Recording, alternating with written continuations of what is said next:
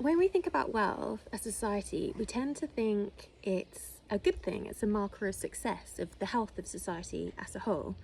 I want us to shift the dial and start to see from another perspective. So if we start off with business as an example, asset class one.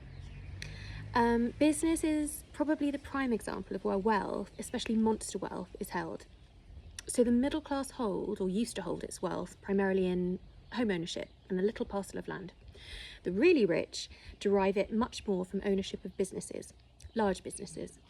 So this is the source of the kind of monster and growing wealth of, the billionaires and the 100 millies, that sort of thing. So it's a good place to start. Okay, wealth. What is it? Wealth is the ability to extract income, in parentheses, from others. So back to our business idea. The value of a business, if we get down to brass tacks, is simply the value today of all the future cash flows, all the profit that can be made each year spanning off into the future. So the value of a business derives from the stream of profits. The wealth of the owner goes up, the more profit can be extracted each year, forecast out into the future. So as a handful of companies come to dominate every market, every industry, globally, nationally and locally, increasingly there is no distinction. It's Tesco, Poundland and B&Q, wherever you are in the UK. So as this concentration of markets happens, this closing of markets, the few players, the massive firms, national chains, multinationals, conglomerates, have more power to set prices high and keep wages low and offshore and outsource, and not lose customers or workers because people literally have nowhere else to go. There's only 3 or 4 in the market and they move in tandem. So this is how companies are able to squeeze out more and more profit over time through degrading wages, hiking prices, and forcing crappy terms on smaller suppliers or retailers. So as they squeeze out more profit, they are creating more wealth. That's it.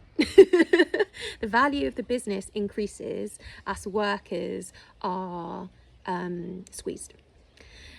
Of course, companies are run in the interests of their owners, those who put up some starting cash. So as the owning class become more powerful relative to the rest of us, we see business valuations of big and medium-sized companies balloon, wealth for a few skyrocket, whilst wages stagnate or fall and purchasing power takes a nosedive.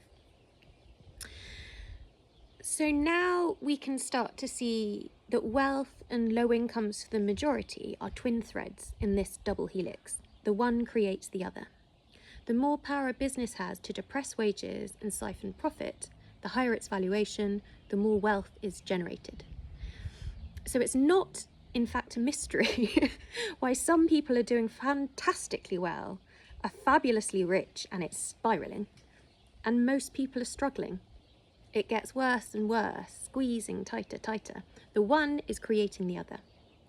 Your income and security is being trimmed to feather the beds of the rich, tilting the scales further and allowing them to plunder all the more.